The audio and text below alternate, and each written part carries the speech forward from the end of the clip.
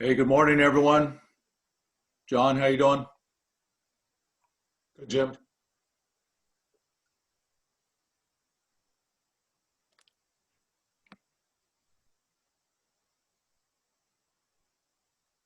We'll get started here shortly.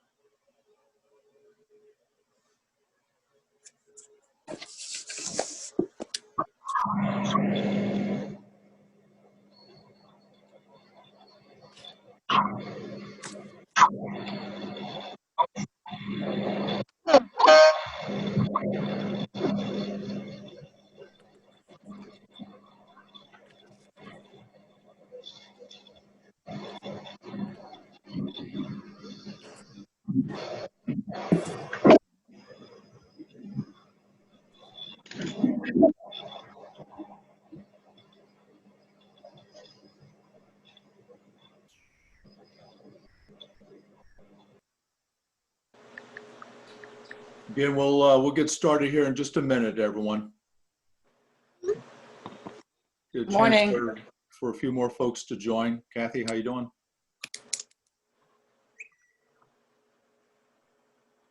Good morning. Hey, Colin, how you doing? Great. Hope everybody's doing great as well. Morning.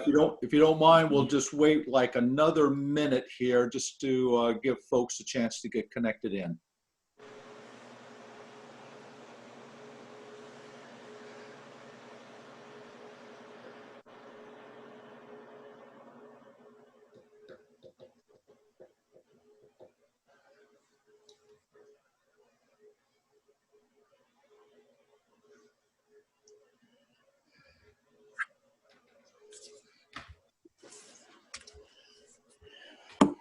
My meeting.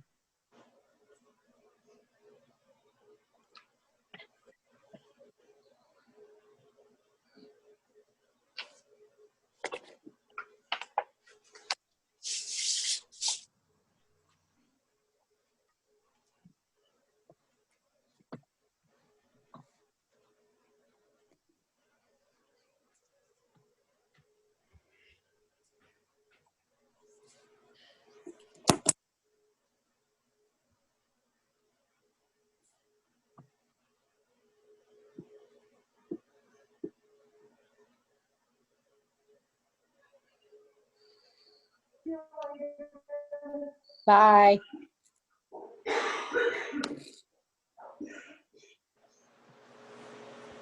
Okay, hey, how about we go ahead and get started? There may be a few others that join us, but looks like it's a couple of minutes after 8 o'clock. So this is Jim Modlin. How you all doing? Welcome to our September meeting that have a number of different things that we'll be talking about and discussing during the hour here.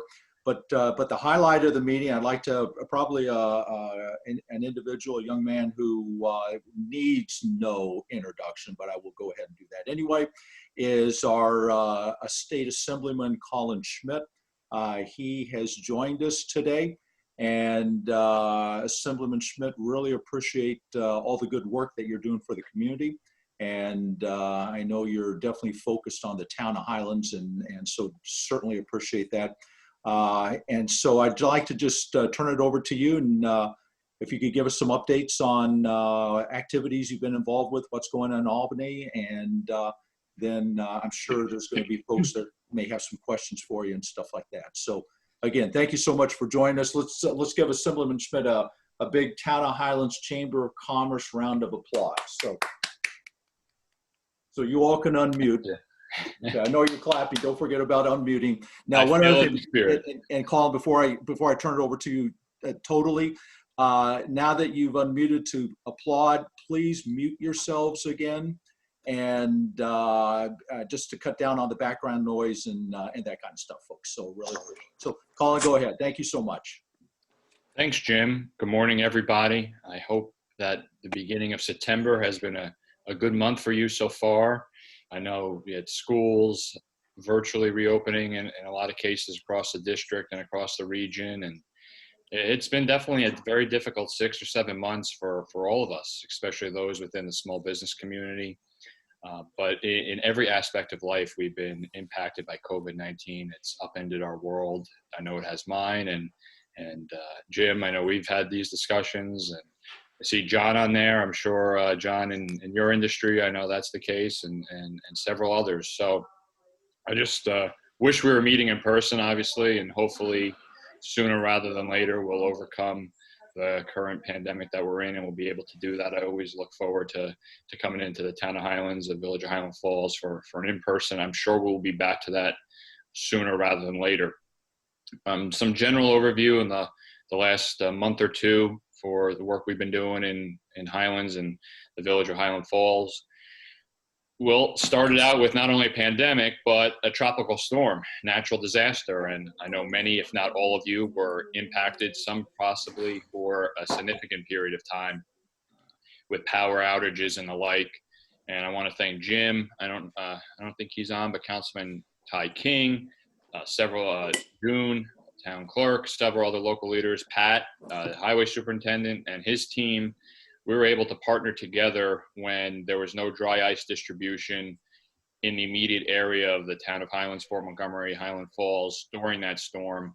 And despite some difficulties that everybody faced region-wide, we were able to get some of that in directly into the Fort Montgomery right across from the post office and distribute that out at no cost to constituents in the immediate area. And Jim, thankfully, you also had your truck and you went above and beyond to help us bring that not just to Highland Falls, but some of the surrounding communities that were also suffering with that extended problem.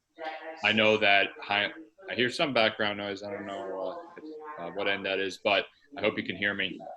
One of the main concerns that I heard, obviously, was the extended outages that Orange and Rockland had, particularly in Highlands, Fort Montgomery area, and the lack of dry ice, the fact that dry ice was not available for many, many, many days. And I think in a power outage situation, we have come to expect that this is what happens. We get dry ice. We'd rather be on, we'd rather have our power on, but if there's an extended power outage, we expect an immediate turnaround of dry ice. So two things that I've done: I participated as the ranking member of local governments in the post-storm legislative hearing, where we questioned the Public Service Commission and Orange and Rockland regarding what are the next steps. I also sent a formal request to the Department of Homeland Security and the Public Service Commission regarding the fact that, hey, we're New York. We're always boasting how we're the most prepared. We have the best emergency response systems in the world. And I truly believe that we have the best professionals, firemen, cops, linemen, whatever, but the system failed us somehow. And that was at a higher level. That was at a bureaucratic level and a level within the companies. So they are working on putting in a new system in place now since that request and that hearing on the dry ice issue. So again, it's one of those things we just expected. We shouldn't be getting dry ice 5 or 6 days later. We should be getting it immediately. There's no excuse that sells with me why we can't have a statewide system in place to ensure that. So we are working on that. That's good news. Secondarily, the delayed response or the false restoration times that plague especially the Fort Montgomery area. I've had several in-depth conversations with Orange and Rockland senior leadership on that. Also questioned them about it on the legislative hearing, which was also via Zoom, because this seems to be the world we're in. Everything's on Zoom now.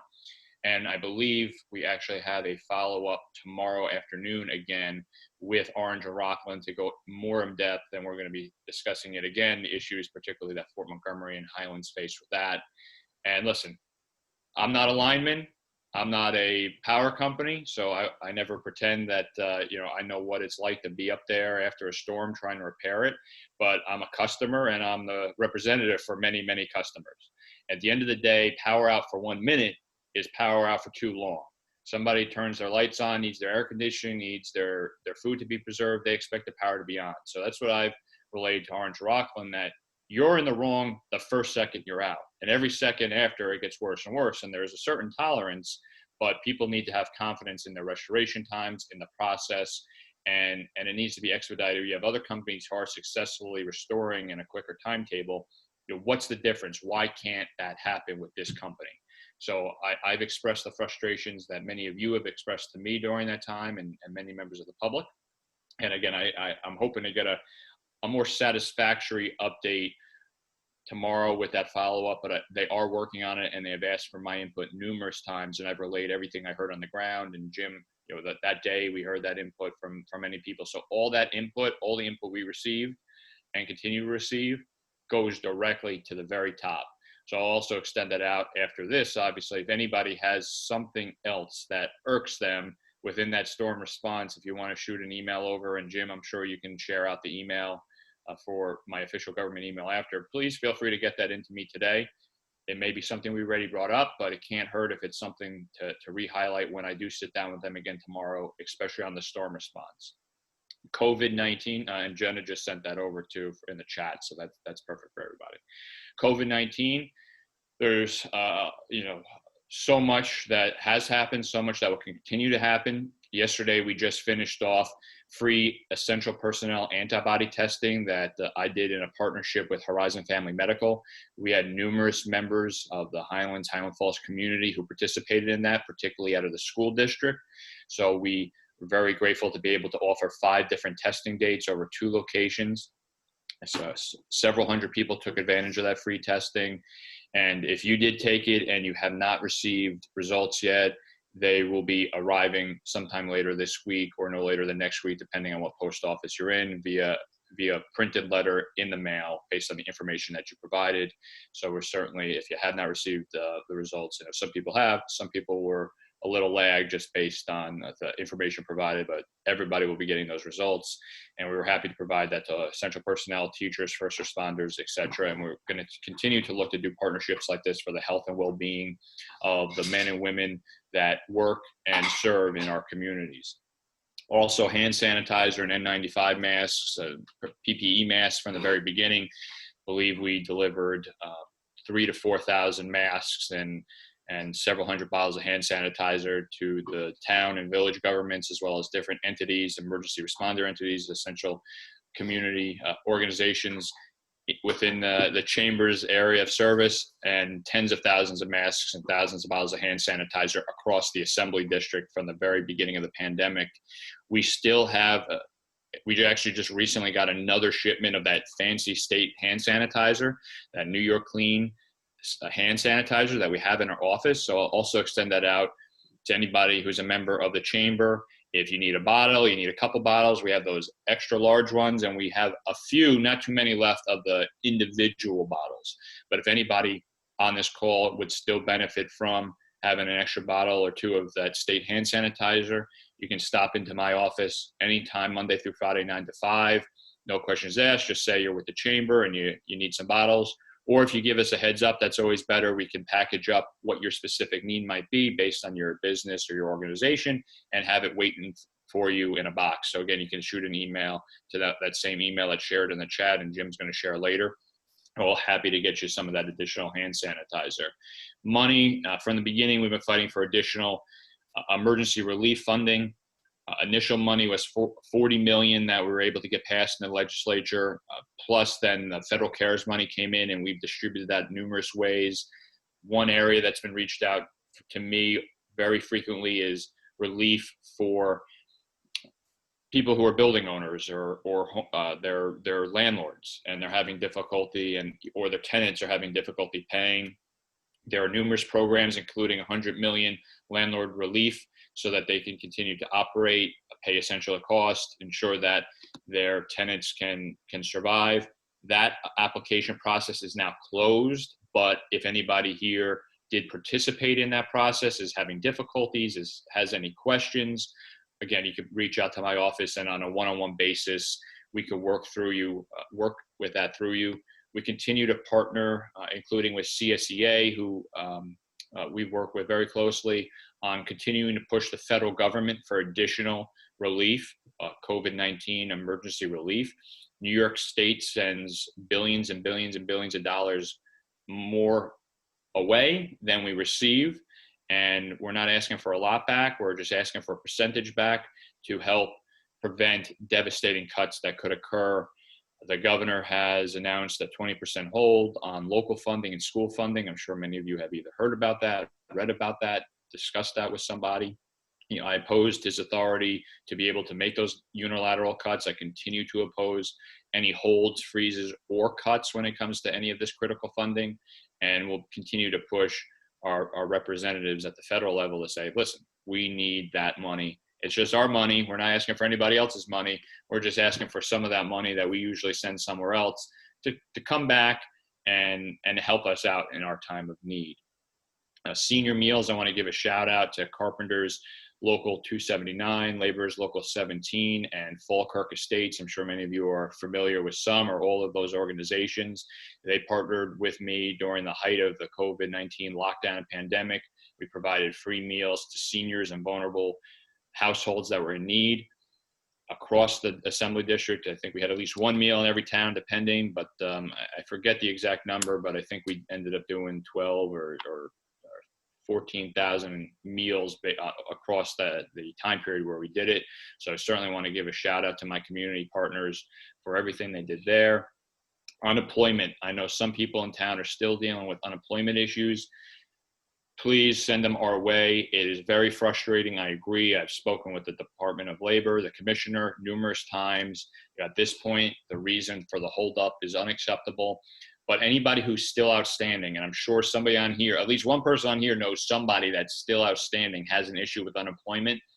They're usually, at this point, they are very unique outlying issues. The general process has been smoothed out, but that doesn't forgive the fact that we can't solve everybody's problems. So we continue to take the commissioner to task and say, listen, we got to get this stuff through. But if you hear somebody who's still frustrated, doesn't know how to solve their problems, send them to us. We'll work through it. But I just stress, anyone who's outstanding is each person is a very unique circumstance that doesn't fit into a typical box. Like, oh, they forgot to file paperwork, or the reasoning for a continued delay or partial payment is there has to be something more significantly amiss or problematic. So again, we can help work through that process. In those unique situations, it's taking a significant amount of time, even with assistance, just because of the nature of everything that's going on. But the sooner I know about it and my team knows about it, the more quickly we can work on it. And that also impacts small business assistance. Even with the PPP loans on the federal level, we've been working with numerous businesses dealing with some issues with that. People who might not have initially qualified, people who might have had initial rejections. Again, very unique circumstances. I hate to explain it in a broad brush, but if you fall into that category, especially as a business owner, or you're a business owner with unemployment-related issues because of some of the circumstances regarding employees or whatnot, this is, again, can't offer specific advice on this venue, but I can tell you we can provide you some specific assistance and advice if you reach out directly. I was also deployed on federal orders with the Army National Guard for several months during the COVID-19 federal response, down to Jacob Javits Center, up to Fort Drum, all around the Hudson Valley, particularly delivering emergency supplies with my unit, or transportation unit, over at Stewart at the Army Reserve Center at Stewart on the civilian side of Stewart. And it was just fascinating to see the operation. It was very impressive what the Army and the military put together to help with this response. And I was proud to play my role that I was able to play, my small little role for the state of New York in that, on top of everything at the state level. And to top it off, we had a great Small Business of the Month appreciation. Was that just a week and a half ago, Jim, or 2 weeks ago? And the chamber was represented. For those who are not aware of that, it's a program I launched at the beginning of my term last year, where each month we try to go to a different community based on a recommendation of local chambers, business leaders, community members, on businesses that are just an amazing part of the community, small businesses that have gone above and beyond. And for the month of August, we recognize Bear Mountain Pizza and Cafe. I'm sure many, if not all of you, have enjoyed their awesome pizza, and the friendship and the warmth that you get when you go and enjoy a meal. So Providence was, it was amazing. She's such a nice lady, her and her family. And we had an amazing time there with, I forget how many children how many of the, I think it was most of her children. I don't know if all of her children, I know most of her children were there and some grandchildren. Right.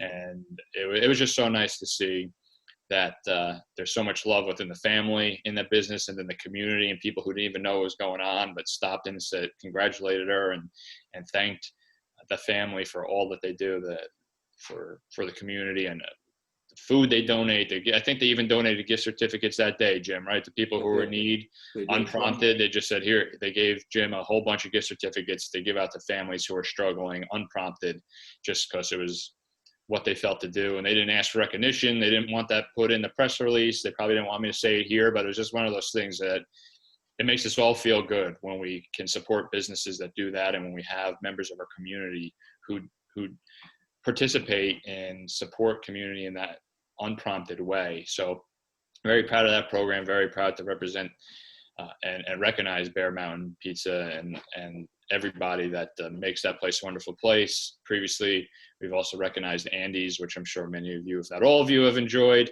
from time to time last year. So if you have a recommendation for a business in the future, not just in Highlands, but anywhere within the 99th Assembly District, we go where recommendations come. And sometimes it's a prominent place that everybody's heard of, and other times it's a smaller business that might not be the chatter of Facebook every day, but has done something amazing or has an amazing story that's deserving of a little official state recognition. So that is kind of the quick-ish or the overview for some of the main stuff going on now. Obviously, there's a lot of other topics that I'm sure we can cover, but Jim, I don't know if there's anything else you wanted me to touch on or if there's certain questions and certain issues, but I'm happy to do whatever. No, that was a great rundown, Colin. Really appreciate it. I'd like to just open it up if you don't mind, if anyone has any questions for you. Sure. So does anyone have any questions for Assemblyman Schmidt? I actually do. Last night we had the village board meeting postponed today because Monday was a holiday. And they announced the COVID numbers for the town of Highlands. So in a small, very small, area, we have basically about 5,400 people. Our numbers put us at about 5% that have tested positive for COVID-19. Okay. So I'm wondering if, I know you've done testing in other places, but if we can set it up here somewhere in the town of Highlands, because a lot of people don't necessarily have transportation to get out and get tested.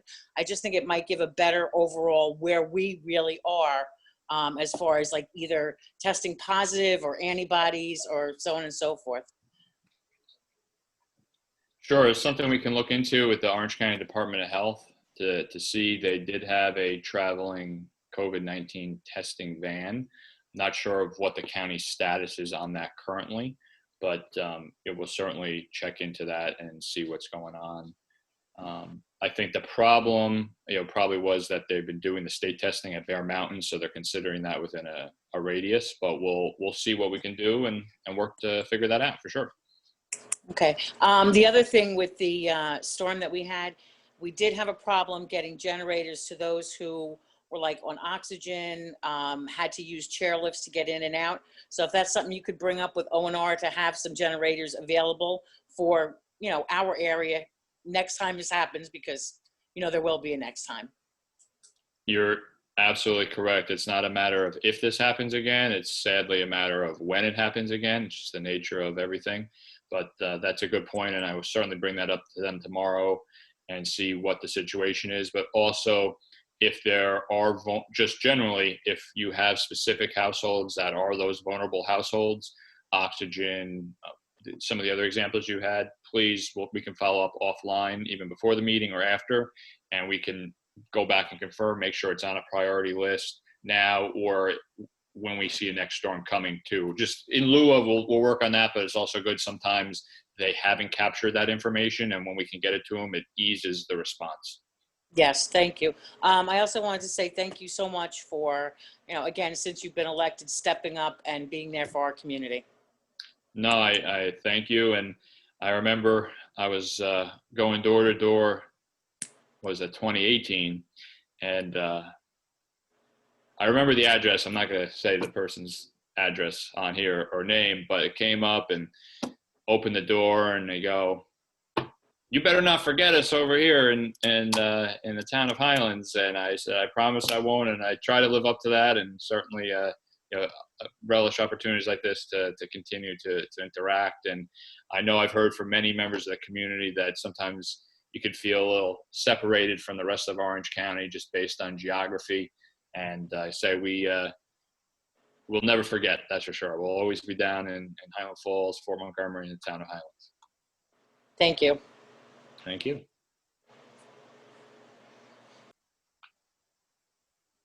Other questions?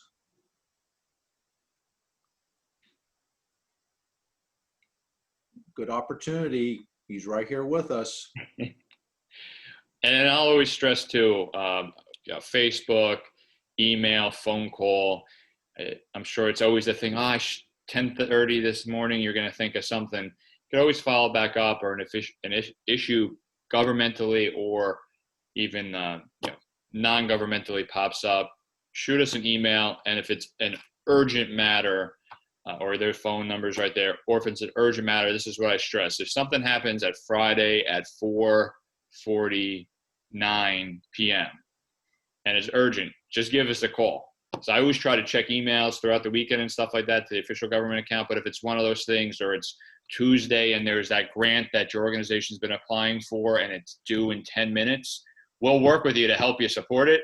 But you just got to make sure when it's time sensitive, do that extra step and give us the call. If it's something, whatever, and it's you send an email, we'll get to it within 12, 24 hours is the goal. But I just stress that if it is, even if it's urgent, at our level, we will get right on it. Just let us know. Make that phone call right away and say, "Hey, yeah, we forgot that we had this grant and it just came up and it's due in 25 minutes. Can you give us a letter?" We can, if you let us know about it. So obviously the more time that you let us know sometimes with stuff like that, the better, but we're always able to accommodate because we want to help. That's what I'm here for, to help. So.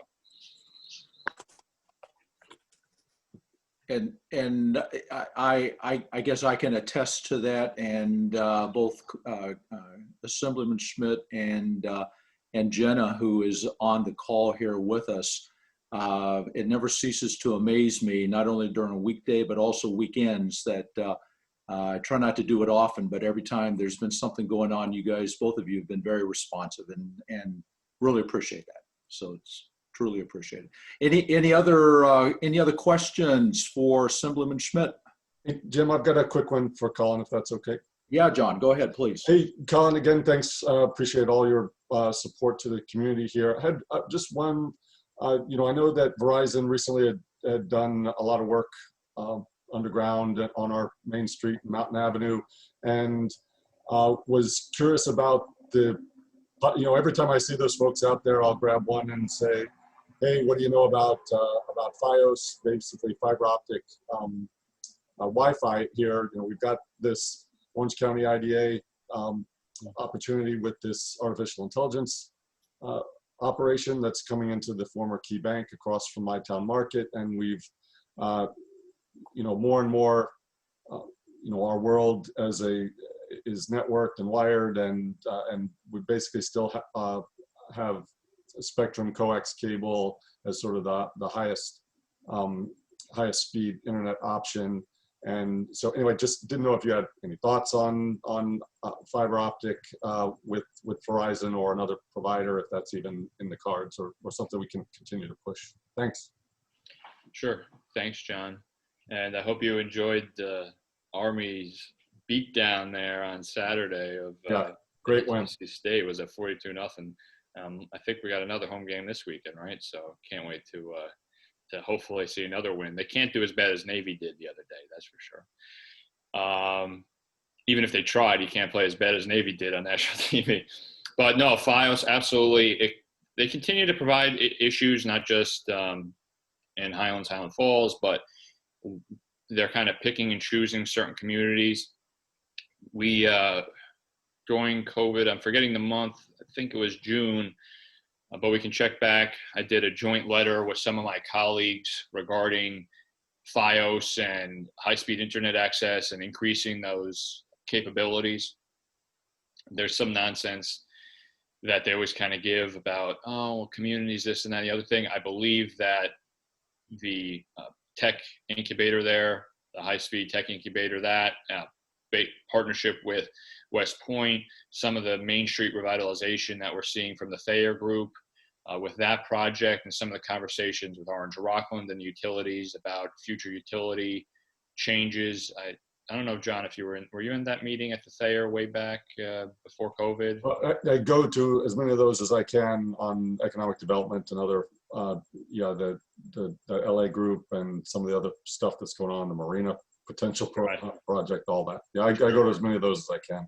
No, that's fine. I just because that was like February, and then it seemed like nothing mattered that happened before March this year. But there has been some of those conversations, so we'll check in to see what a status update is. But we are pushing on it, and a lot of it is with the Public Service Commission and even up at the federal level with how they're picking and choosing, and then the utility monopoly that some of these utilities are able to lock themselves into. Sure, and I understand, Verizon is a business. They've got to have the volume and the number of subscribers in order to make it worth the infrastructure investment. But I just didn't know if you're hearing anything on what buttons need to be pushed in order to encourage this. I had understood, I thought, and Jim may be able to confirm, I thought at some point we understood that West Point does have a fiber optic cable and or fiber optic support that goes, whether it goes into the Army Cyber Institute that's there just off post, and then supporting West Point, but that we civilian customers don't have access to that particular Could I line. just say something very quickly? Yeah, please. Memory fails me at a considerable pace because I've been out of the business for a while, but I'm fairly certain the library has its own personal FiOS and has had it for years. And I'm pretty sure it was independently paid for by the library system, I think, and brought in years ago. I'm assuming that this is a cable of some sort. I am assuming it must have been Verizon back then. But that's one more place you might want to call or talk to, would be the RCLS library system people who know all these things about cables and things. When I left, the library was using Roadrunner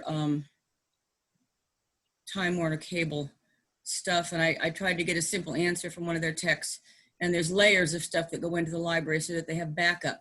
But why they would be able to bring stuff into town and nobody else has it, I don't understand that. Okay, so what they did back then or how they did it, I don't get it. It's like a light switch. When I turn the light on, it just better work. That's all I know. And so that's one reason old people get out of the business and just move home and sit in their recliners, because they don't understand this stuff. So Colin, my tip is don't get old, because then you'll forget how things work. Okay. And that's I turned 30 in June, so I guess it's starting to catch up to me. Best wishes. Thank you. But no, we'll follow up. And yes, West Point does have it. And there's another main trunk line that comes in from the south as well that's not connected with West Point. So there's been a push to bring that in for the accelerator incubator project, as well as more broadly for Southern Orange County. There's nothing specific yet to your exact question, John, one way or the other, but generally we are making the push to change the rules and regulations so that it's more easily able to be accommodated, or more likely to be accommodated by the companies. And then also a lot of it is multi-layer, particularly federal regulation. So about 2 months ago, had another conversation with a major telecom that's services some of our area and deals with some of the regulations. So the conversations are ongoing, and I think the most likely that Highlands and Highland Falls has a better chance of success because of West Point and because of the high-tech incubator that's going to be coming in. So I'd say there's a better chance than some areas right now, but there's nothing final right now. Okay. Yep. Thank you. Could you explain that high-tech incubator term? Because I've heard that before and I'm not sure what it means. Sure, I know John and Jim are very involved with it, but it's a step. The IDA, which has their accelerator program, does specific, I hate to use what's usually seen as a negative term, but silos for advancement of certain industries. So I believe one is textiles. They have a textile incubator, and another one they have, that's just one example, but one they want to do is a high-tech incubator, artificial intelligence incubator, and they're pretty well along in the process to have that located in the town of Highlands, in the village of Highland Falls, and it would require significant tech upgrades and whatnot, but it would be a way to advance companies, especially with the partnership and the co-location near West Point being a military establishment, and it could really help advance the technological prowess of the military, public-private partnerships, military-private partnerships, and in particular, not to get too high up here, but we have a new national defense strategy where we're getting away from combating terrorism. We're still doing that, but we're focusing on our power struggle, especially with China. We're in competition with China and Russia. And this piece could fit very well into being the new focus of the military and civilian tech future, really, and developing the future integrated technologies. So all the stuff that makes the military work and stuff that makes us superior to other nations could very well be grown right here in Highland Falls. Was that pretty much spot on, Jim, with that? Am I missing something? Yeah, it's all about this artificial intelligence. You'll hear a lot about that in the press now. It has the attention of not only the military and the government, but also the commercial and business communities. It is certainly a key technology, the wave of the future. And there's a very good opportunity that some of that's going to be able to be developed. And that's the key bank, Suzanne, that across from my town marketplace, that they're talking about going into there. And in fact, it would be a wonderful thing if school districts could offer some kind of course in the senior year for kids that want to go into communications that, that would give them a one-up on moving into that. When we were kids, there were all kinds of technology courses. Right. I grew up in the state of Kansas. Future Farmers of America, wood shop, automobile shop. When you got out of school at the age of 18 or 19, you had a job just like that.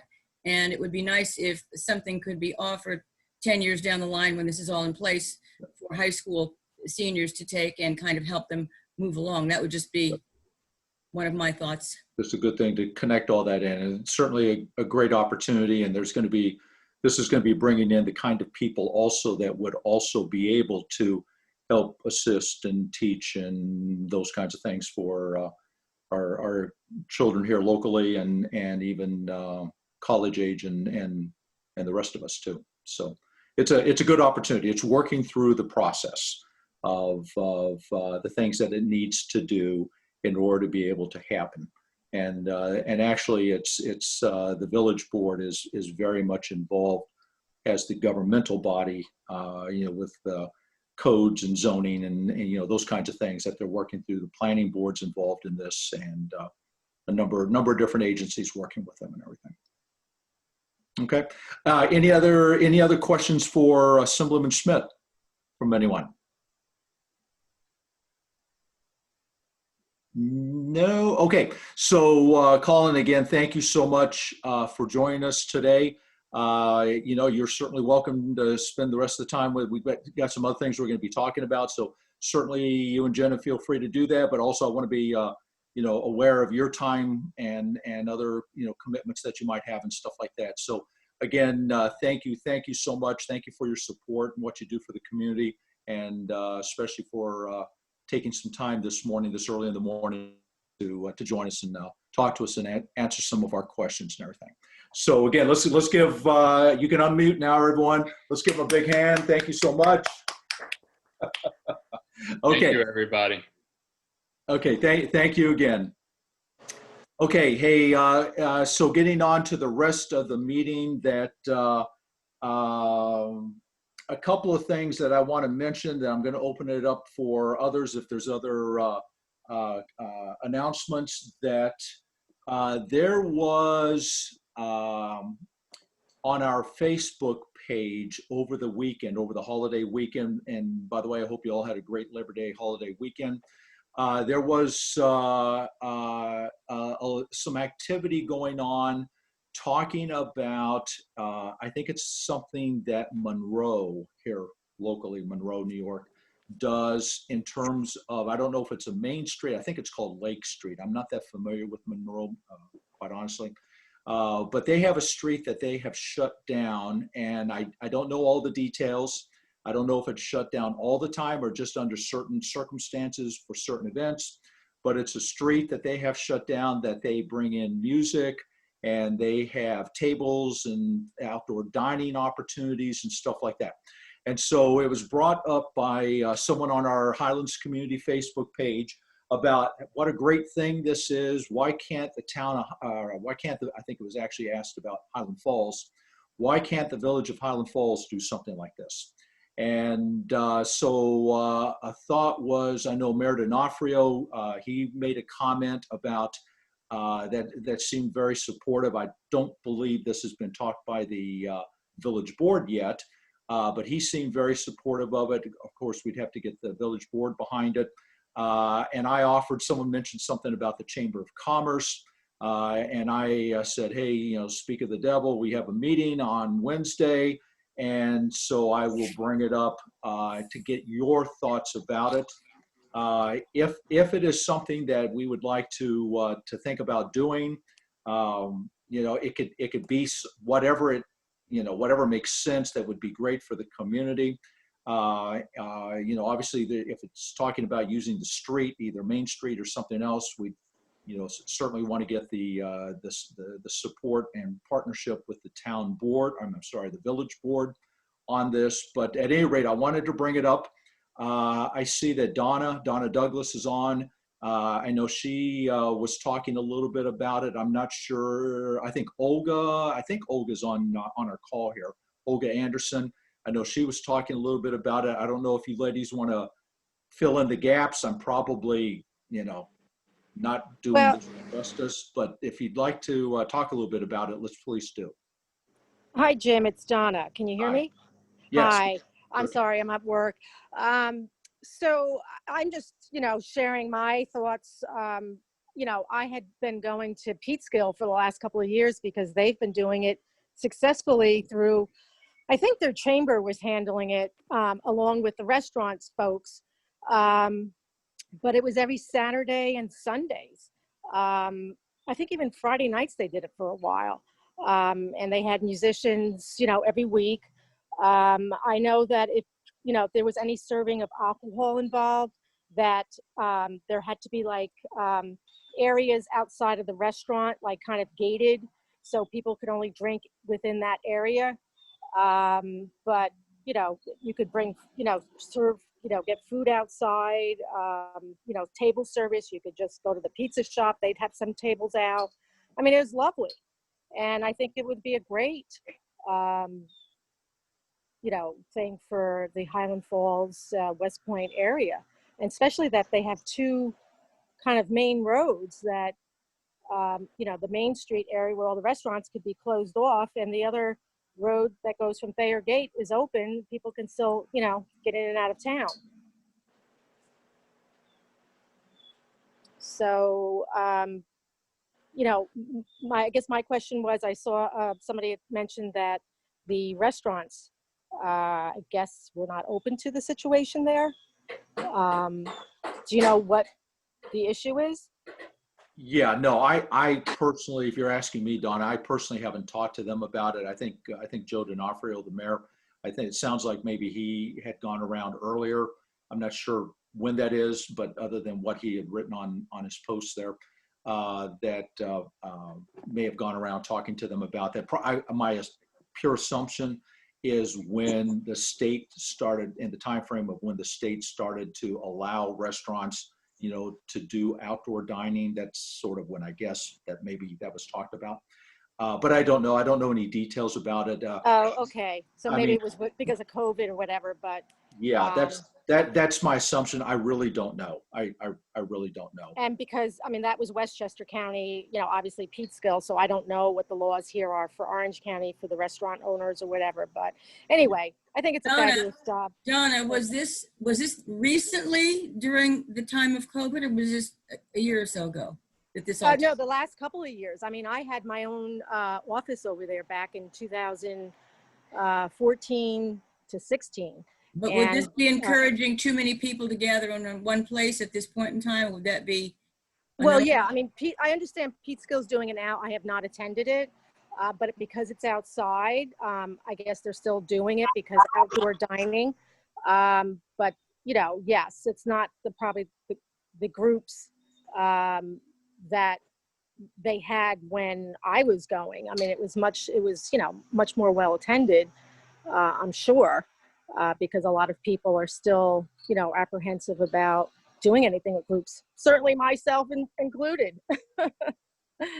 But outside, I mean, I've participated in going to outside dining as long as it's, socially distanced and stuff. So If I could jump in, they are doing this every weekend in Nyack, and the business owners that I spoke with are into it.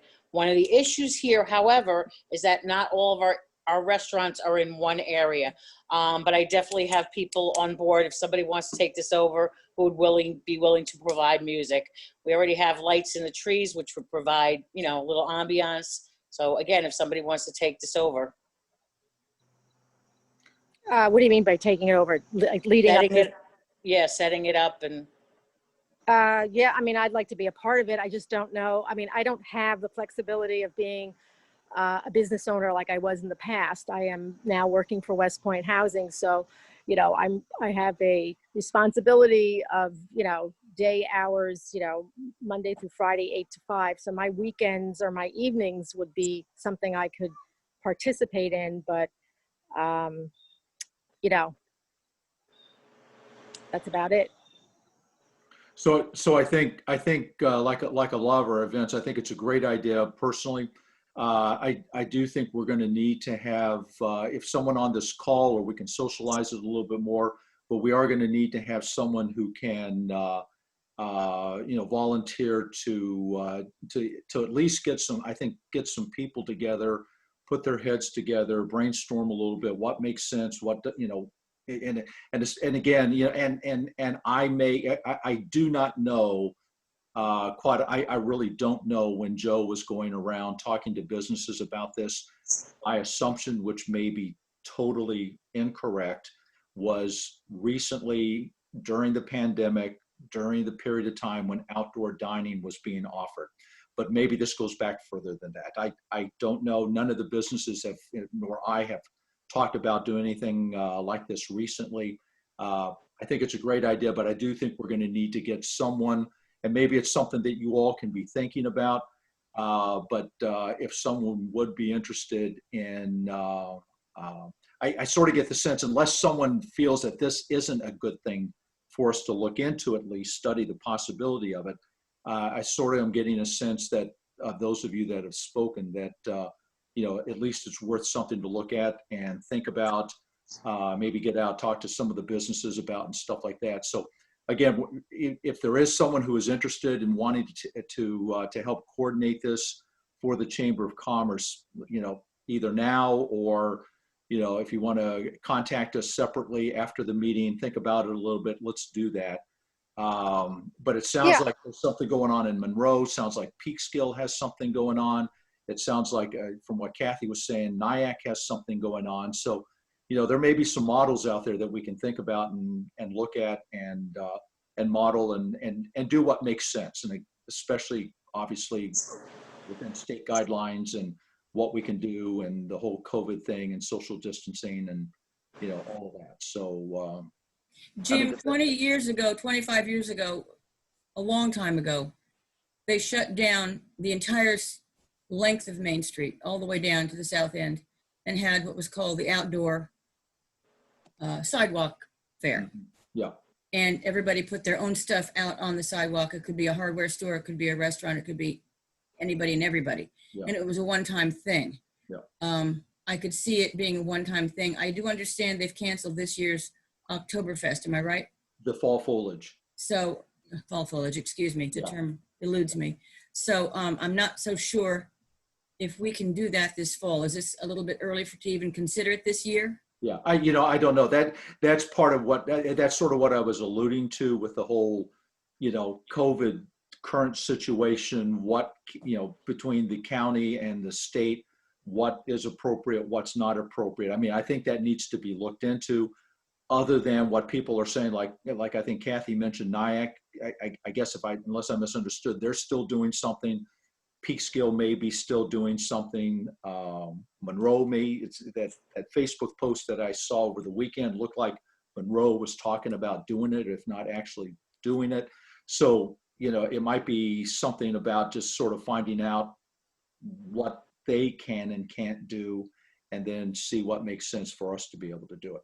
And if it'd be nice for some outdoor dining, if some of the restaurants want to do that, but if for their own reasons they may not want to do that, then maybe there's other types of outdoor activity, venue types of things. I know, one of the things that that will be talked about, I'm sure next year is the reinstatement of the art walk, and and so maybe it's something, with the art pieces and having music out there, and that. So I mean, I think we have obviously a blank slate here of what can possibly be done. But it sounds like it's an idea that there may be some interest. But again, we're going to need to have someone in a small group of people who are willing to be able to sort of take this on and shepherd it through and stuff like that. I think this became a big thing during the COVID-19 because, again, people could do outdoor dining. It was a way for Yeah, can you all hear me? the businesses to make money. Okay. Yes, as long as You're breaking tables up there, are Kathy. set up, as long as the tables are set up at the appropriate distance outside, and you have the approval from the village for music and such, you will meet the state guidelines. If you actually go into a restaurant, obviously you have to wear a mask. If you can't social distance, you have to wear a mask. But when you're sitting at a table outside, Right. Yeah, I think you're having connectivity problems. eating with your, unfortunately, out of my control. Okay. And so that's the whole thing. Part of this would need to find out what the right things are and everything. Okay. Any other comments about this? You want to think about it then? If anyone's interested, let me know, or someone want to raise their hand right now? Okay. So, Jim, do you Just mind? think- Oh, I'm go sorry, go ahead. I was just going to say, I was going to introduce myself first. My name is Cecily, and I'm the president of the West Point Spouses Club. Jim was nice enough to invite me on this call. And so as I'm listening to the different comments, I'm just thinking, we're a pretty small organization, but we do have a ton of volunteers. We are a nonprofit, but 100% volunteer organization. So on our board alone, we have 23 serving members, and we're having our giant super sign up coming up. It's supposed to be tomorrow, but thunderstorms might move it to Friday. But we are trying to get up to 400 members this year. And so I say all that to say we have a giant pool of potential volunteers. If we can ever offer assistance or collaborative opportunities, we are very open to that. oh, that'd be great. That'd be great. Because something like this would be just a great thing that we're talking about. This would be just such a nice thing for the entire community. I mean, Yeah, we're all about it. Yeah, absolutely. okay, good. Good. All right, good. Thank you and welcome. Thank you for joining us today. Any other comments about this? A couple other things I just want to mention before we close the meeting. Okay, so here is something that I'm a member of the Rotary Club here locally, and so I just wanted to put that out. What the Rotary Club is doing, and typically you may have seen these at the Fall Foliage Festival in past years, with the festival not taking place this year because of the COVID-19. What the Rotary is doing, and hopefully you can see this. Can you all see this? Yeah. Everyone see what I'm holding up? Okay, so what this is a very nice, professionally produced, you've seen these before. This is the 2021 Hudson Valley Weather Calendar with Jim Witt's long-range forecasts in it. A big hit in past years. This is the 2021 version. Rotary is selling them. It's a fundraiser for them. Rotary, our local Rotary, West Point Highland Falls Rotary Club partners are selling these calendars for $5 each. And they're very, very nice, full color. If you are interested, contact a Rotary member. We're all involved in trying to help sell those for the Rotary Club. So if you are interested in purchasing one of these, contact a Rotary member. I am one. So if you don't know of any other Rotary members, certainly let me know, and I can arrange to get a calendar to you or have someone get a calendar to you or something like that. So it's $5. They're going to be selling them. I'm not sure how long they're going to be selling them, but I'm sure for several weeks to come. And so if it is something that you would like to have, just let me know. I do not believe Ann Molina is. Ann, you out there, Ann Molina? I didn't see her on the call here. No, okay. But Ann, member Ann Molina, and also of course with the Center of Highland Falls, she has an orchestra, a local orchestra that she's setting up. And I have an email from her that I'm going to be sending out when I get off the call here for all of you, just to look at that. I think it's a string orchestra, I believe.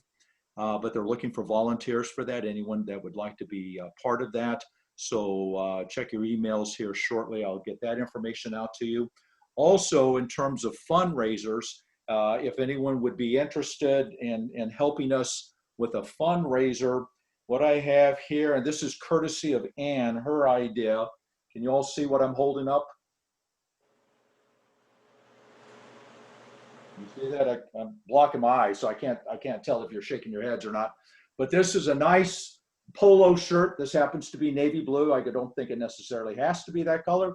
And it has on it Town of Highlands Chamber of Commerce, shop local. All right. So Ann came up with that idea as perhaps something that the Chamber of Commerce might want to do for a fundraiser. And so if that is something that you all might be interested in, again, if we could set up a group of folks to sort of help with that, organize that.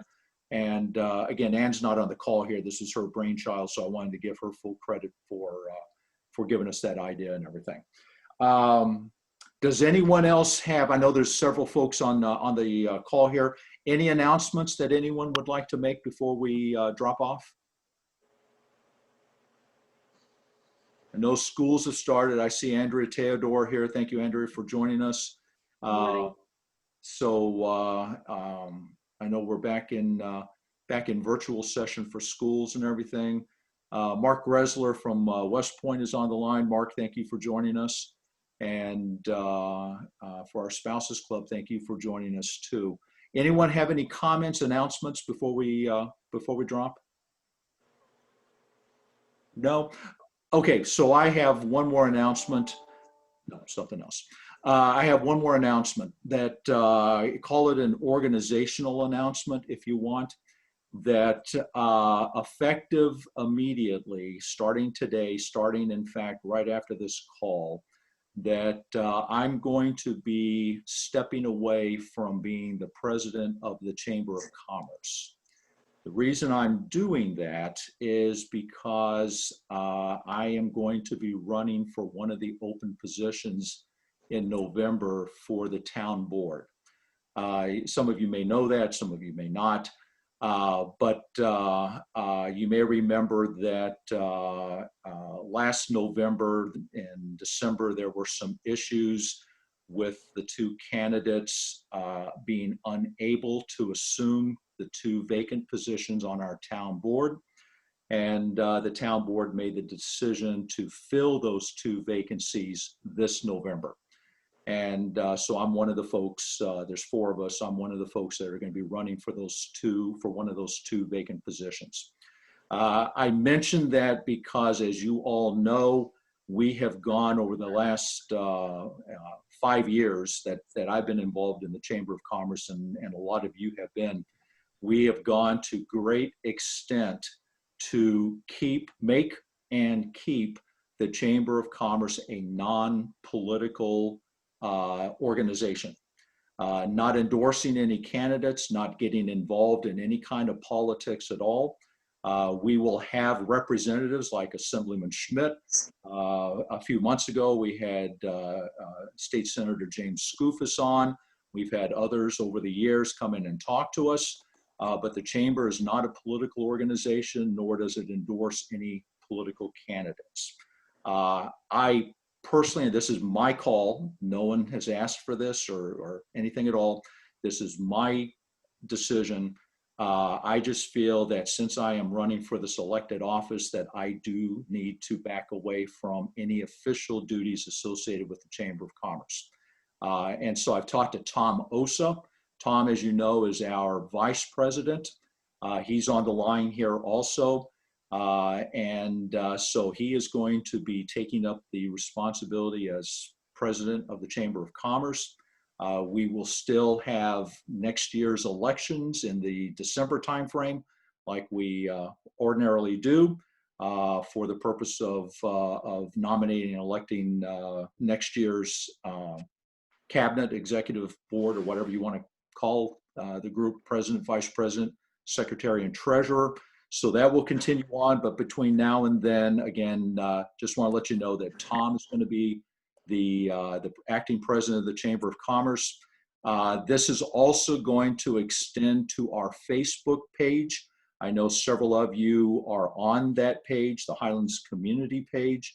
I have been, as part of being president of the Chamber of Commerce, I have been an administrator on that page. I'll still be on the page, but I will be stepping back from being an administrator on that in terms of any kind of decision-making activity that goes along with being an administrator on a Facebook page. So again, I just wanted to let you all know that. I still plan on being involved with the Chamber of Commerce, supporting those kinds of things, but not taking any kind of official role associated with that. All right. Jim, thank you for all your years of guidance and for setting up a paradigm for us to use in the future, so we have an idea of how things are supposed to work. I appreciate all of the hard work you've put in. I know there's been a lot of hard work that you've put into this. Thank you so much. Well, and thank you, Suzanne. I appreciate it. It's a great team. We've built a great team. You all, a lot of you have been with us from the very beginning, and we have some new people on. We're continuing to grow, and quite honestly, I don't want the fact that I'm running for office now to take away from anything. And so that's why it's a hard decision to make, but I think it's the right decision to make. So I do appreciate that. Okay, but I wanted to let you all know that I'm going to be putting an announcement out on our email. I'm going to be sending that out here shortly so that the rest of the members who are not on the call here are aware. And then I'm also going to be putting an announcement on our Facebook page, letting everyone know that's part of the Highlands community Facebook page that they're aware of this and everything too. Okay. So with that, does anyone else have any comments or anything before we close the meeting? Nope. Okay. So thank you all for joining us. We'll have an October meeting. Tom will be setting that up and working with all of you. And again, if you would like to get involved in some of these events or fundraisers that we've talked about this morning, we need some help. The strength of an organization, a volunteer organization, which a lot of you know, and of course that's what the Chamber of Commerce is all about. The strength of it is in its volunteers and working and helping out with all this. So, be thinking about that. And if you know of other people that would like to join or be able to help, please bring that to our attention. Okay. So have a great day, everyone. Thank you again for joining. Best wishes to all of you. Stay safe. And we'll be talking to you again here real soon. So take care, everyone. Bye-bye. Thank you. Thank you, Jim.